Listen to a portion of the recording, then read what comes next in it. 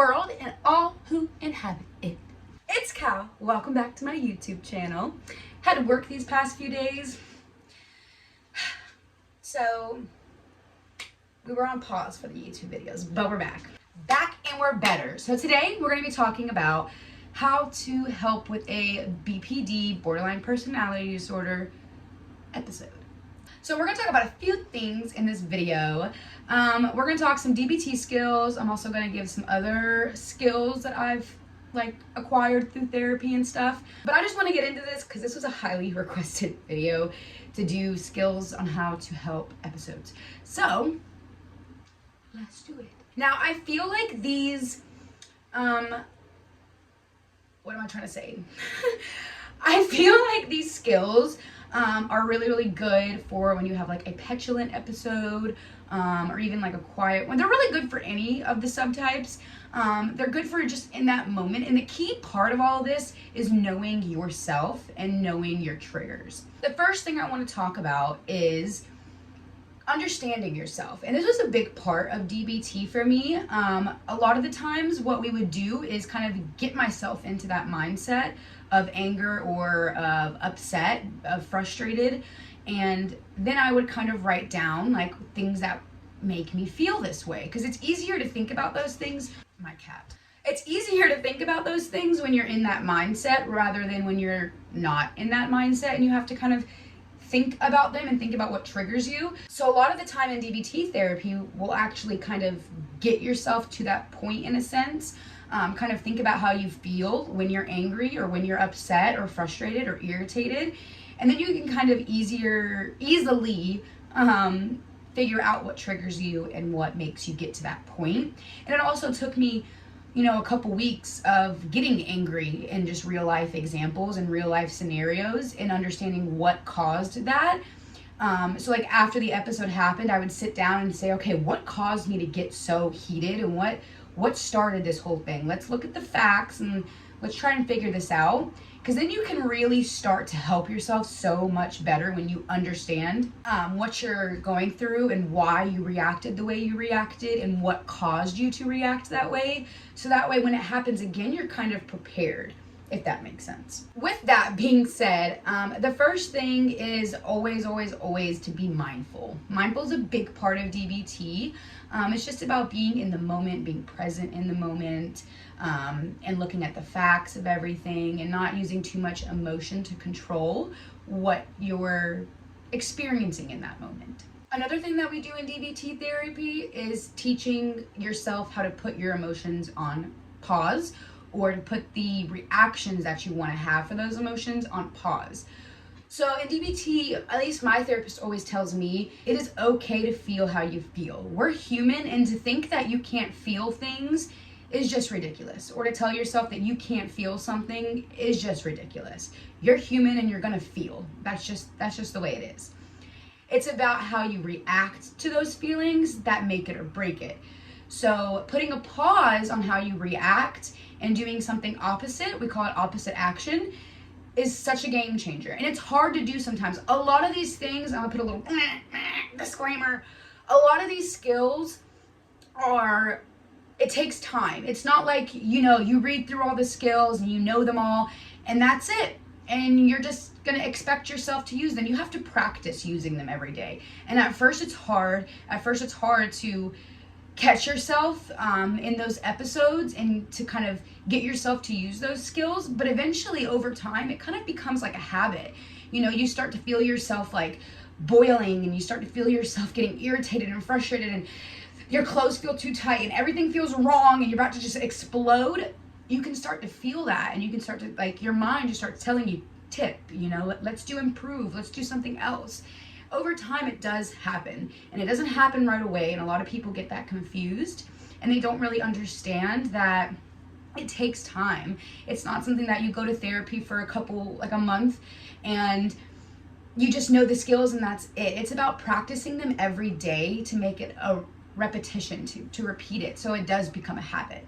Another good thing that we talk about in DBT is grounding yourself. A lot of the times, how my therapist has always explained it is when we get into those episodes and we get all those emotions, we kind of just jump into the air like a bird and we start kind of just flapping around and we're frantic. But we need to come back down. We need to come back down onto the ground, ground ourselves, think about the situation as a whole and not just how it's making us feel, which again is hard to do, but it happens over time. It becomes a habit over time. Eventually, when you first start off with it, it might be, okay, let's come back down. And you might not be able to do it the first couple times. I wasn't able to do a lot of these skills the first few times that I learned them and that I tried to practice them. I wasn't able to do it. But now that I've been in a DBT program for a while and I've been trying to really incorporate them in my everyday life, it's become easier to incorporate them and to use them. And you have to acknowledge those unhealthy things. It's okay that you do them. It's okay. It's not, don't beat yourself up for doing them. It's not like it's okay 100%, like you're great, no. But don't beat yourself up for it. You're human. So acknowledge that you have bad habits or you have unhealthy habits, and acknowledge that so you can try to change them into healthy ones and figure out how to do the opposite of what you are doing.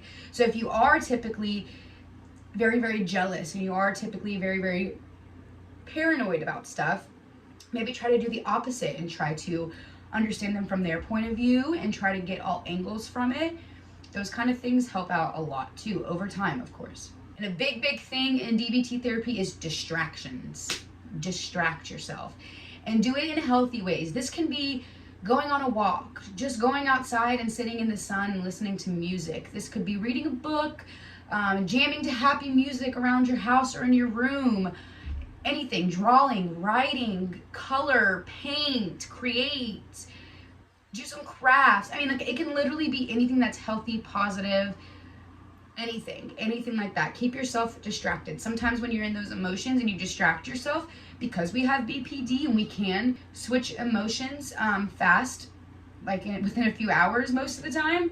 A lot of the times if you distract yourself for a little bit, you can calm down a lot easier and you're already switched into a different emotion, into a different mood, and you can kind of go at the situation a lot calmer and a lot easier than when you just go at it right away. We call this putting it on a shelf and coming back to the problem.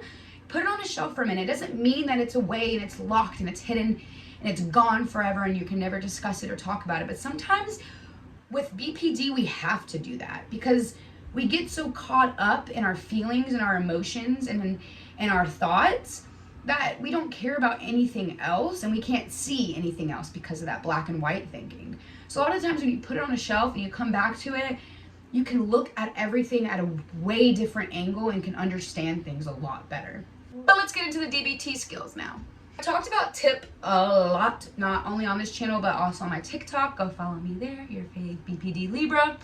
But tip is your temperature, intense exercise, paced breathing, and paired muscle relaxation. This is a great one for episodes, especially if you're one to have extreme anger outbursts, like petulant subtype BPD. This is a great one. I do this one all the time.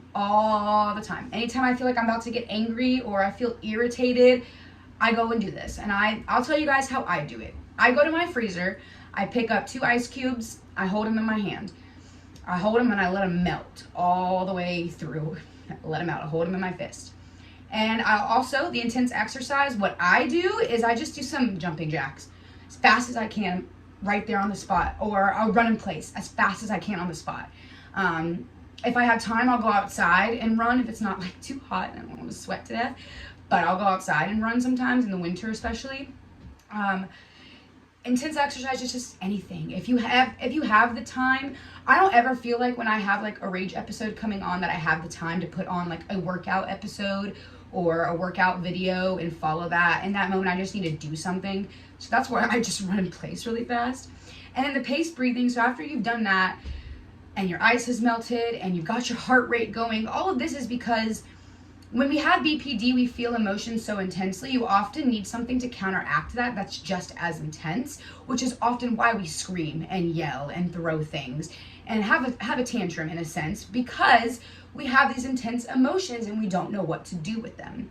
So when you're holding ice, you're kind of like jolting yourself because you're holding freezing cold stuff. You're jolting your body a little bit. It's kind of like a reset is kind of how my therapist has always explained it. And then your intense exercises, you're getting your adrenaline pumping. You're getting that heart rate going. You're getting yourself worked up like that without being angry. Do you know what I mean? So like you're angry, but you're working it out. It's going out and it feels good. I'll tell you guys, it feels good to do it. And then once you've done all that and you've kind of let those emotions kind of, you felt them for a minute, then you do your paced breathing. This is where I kind of go into a dark room after that and I sit down and just breathe. You can do your 5 senses here as well, 5 things you can see and go through all of that. And then you do your paired muscle relaxation. I usually start at my feet and you just like tense up that muscle. You start with one muscle area. So I start with my feet, tense those, point my feet, tense them, let it go and relax. And then I do it with my legs. I tense my legs. You just go through your whole body and do that. And it's supposed to, basically you're tensing up, like when you do your fists and you're tensing them up, you can feel that. Like you can feel, like you have to do it hard. Like I'm squeezing. You can feel it. And when you release it, it's like calming. And we actually do this in the psych ward too. When I was in the psych ward, we did this a lot to calm the whole like unit down when we went into code reds. And it was really, really helpful. So I love TIP. That's one of my favorite DBT skills. Another one is accepts.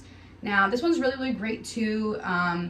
Basically, with this one, it's just about distracting yourself, doing things for other people, getting yourself out of that mindset. So you do like an activity, you do something nice for someone, you make comparisons about like past life, like, oh, well, I've been through kind of something similar and I got through it, or I went through something worse and I got through it, so I can get through this.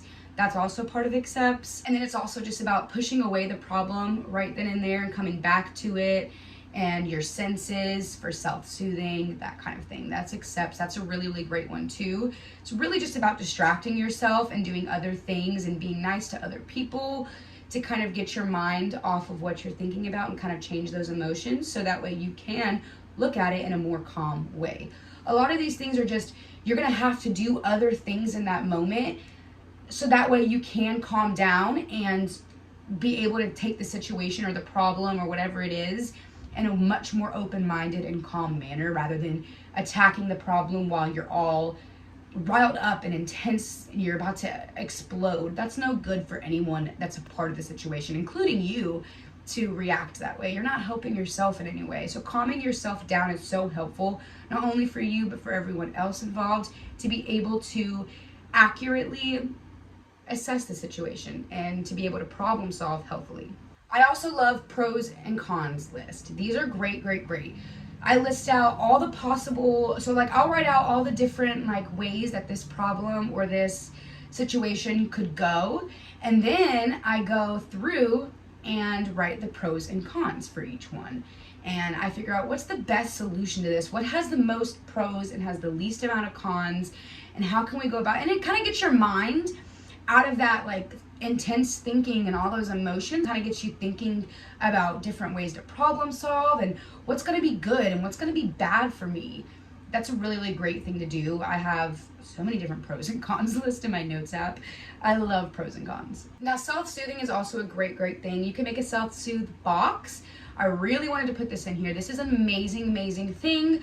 Make a box. It can be like a shoe box or whatever. You can make it all cute too. Color it, paint it, make it into like a little collage, glue stuff on it, make it cute, make it exactly how you want it. And then you can put things in it with the senses and other things to help you soothe yourself in a way when you're in those episodes. So I'm gonna give you some examples. So like for sight, you can put things that you can see. So I put pictures of like my loved ones, or I have my boyfriend write a couple like sticky notes and put it in there. I have those. Anything that you can see or like read that's encouraging. You can even write your own affirmations and put them in there. And here is just kind of like any like sounds. You can do like little tiny bells, or if like the fidget clicking stuff is soothing to you, you can put those in there.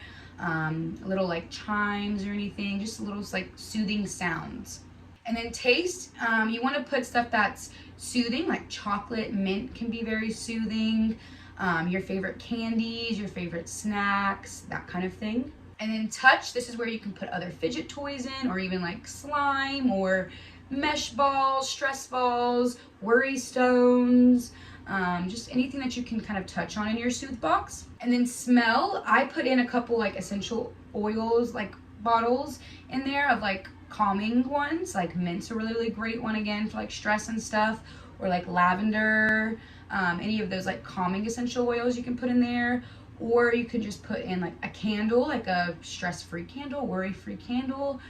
You can put one of those in there and you can take that out and light it for when you're having your episode. Anything that you can like smell that's gonna be soothing. And then your self-soothe box can also have like teas in there, or if you, hot chocolate's comforting, put hot chocolate in there.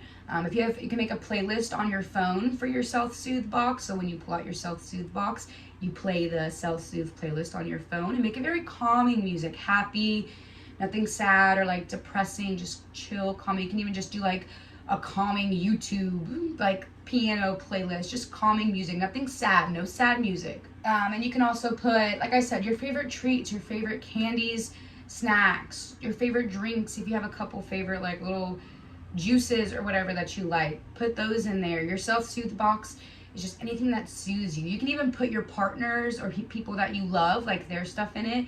They've given you like their bracelet or their shirt or something. You can always put that in there also to help soothe you. Anything that's just gonna be soothing, put it in your self-soothe box. And make sure you include the 5 senses, because that'll help you. Especially when you're going through those 5 senses, you can use your self-soothe box. Well, here's 5 things I can touch. Here's things that I can see. You know, you can just go through that with your self-soothe box, and it makes it really easy because you've got it all right there. Last one I wanted to talk about in this one is radical acceptance. This one's really hard to do. I still haven't mastered this one all the way. Still working on this one, but I wanted to talk about it because it's really important. And I think that when it is mastered, it's such a great skill. And it's basically just understanding that we all have choices. Everyone has different choices. Some we have the same choices. We all have these choices, and we have that choice to either accept the situation for as it is or to not accept it for as it is and be angry about it forever. There's some times in life where we're not going to accept the end situation, where we're not going to be happy with the outcome, because all the time we can't be happy, and all the time we can't please everyone, and everyone can't please us. But when you radically have this acceptance, you can kind of accept things for how they are, basically. We think about it like this. Let's say you're scared to go to the dentist because you have a cavity. Now, you could not go to the dentist because you're scared and it's going to be a miserable time, but then you might have to get the tooth pulled. And if you do decide you just radically accept it and go to the dentist, you're in there for what, 45 minutes to an hour? You've got brand new, no cavity teeth. You don't have to come back in a few months and get your whole tooth out because you completely just didn't want to go. And now everything is great and fixed. There's a lot of times where when we have BPD, we don't want to just accept it because it's uncomfortable and it's not what we want. And then that for us can cause a lot of triggers. It can cause a lot of stress and anxiety, fear of abandonment, and all of that. Radical acceptance is something that you have to practice a lot to get there, but it becomes something that you kind of just learn to do, and you can do things without having to think about, well, I'm not going to like it, so I'm not going to do it. When you have that mindset, a lot of things don't get done and a lot of things don't get solved. It also helps you have more control over your emotions and more control on how to regulate those emotions, because when you say, well, this is the way that it is and I have to either accept it or be mad about it for the rest of my life, then you kind of can understand how to control that. Well, okay, I'll accept this. It's going to be miserable. It's going to be annoying, but let's just get it over with. Then you have control over that, you know? Those emotions aren't controlling you to not do things. You have control over them. And yes, it will be uncomfortable, but that goes back to what I said before. We're human and we're going to have these feelings. It's about how we react to those feelings that make it or break it. But that is basically it for today's video. I hope you guys enjoyed. I hope this was helpful. There's a lot of different things that you can kind of talk about with DBT and episodes. Distress tolerance, if you're ever looking into how to help with BPD episodes. DBT therapy is one of the best treatments for BBT. I'm just going to say it all. Dialectical behavior therapy is one of the best treatments for borderline personality disorder. So that's why I kind of put this in here. This was part of the distress tolerance section. There's 4 kind of sections, components of DBT therapy. And this one that I kind of went through is distress tolerance, because it's kind of the big one for episodes. Emotional regulation is also a really, really good one. But if you're going to research it, I would definitely look at distress tolerance and DBT. But that is it for today's video. I hope you guys enjoyed, and I will see you guys on TikTok and in the next one.